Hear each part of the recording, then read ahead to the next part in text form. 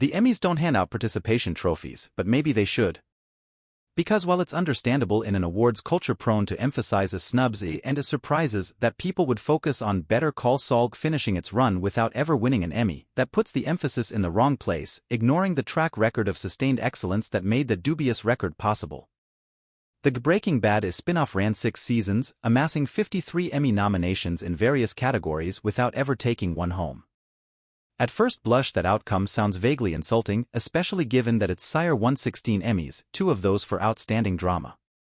Still, even allowing for the sense the Bob Odenkirk vehicle was never quite as compelling as its predecessor, hardly a slight, focusing on its glosses overlooks other factors that impact awards success, including the competitive landscape the show faced and the higher hurdles for projects airing on less prestige-hungry networks, in this case AMC versus rivals like HBO and Netflix.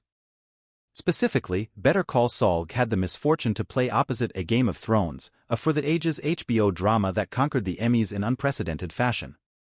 Thrones' final season coincided with the first of a succession, which amounted to an awards-collecting baton pass for the pay channel is a unit of Warner Brothers.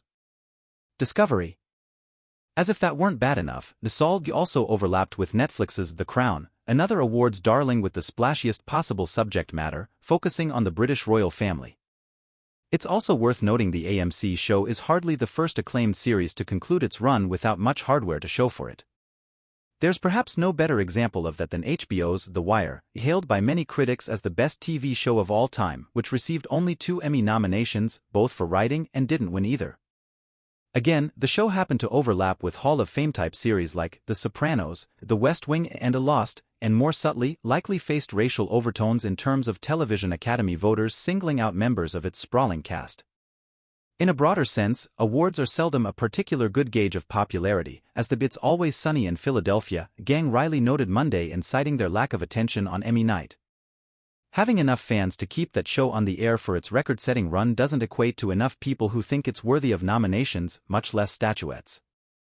Granted, in a culture often defined by the late Raiders owner Al Davis's mantra, just win, baby, finding the silver lining in mere recognition, the whole "it's an honor just to be nominated" thing might sound hollow.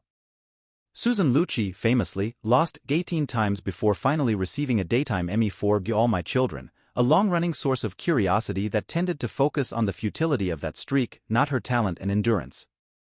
Still, it really is an honor to be nominated, and inevitably, there are more also-rans than winners.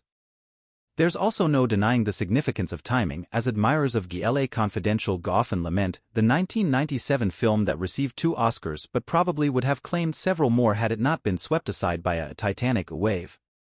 Adopting that glass-half-full point of view, 53 Emmy nominations for Better Call Saul, and a robust 6-year run?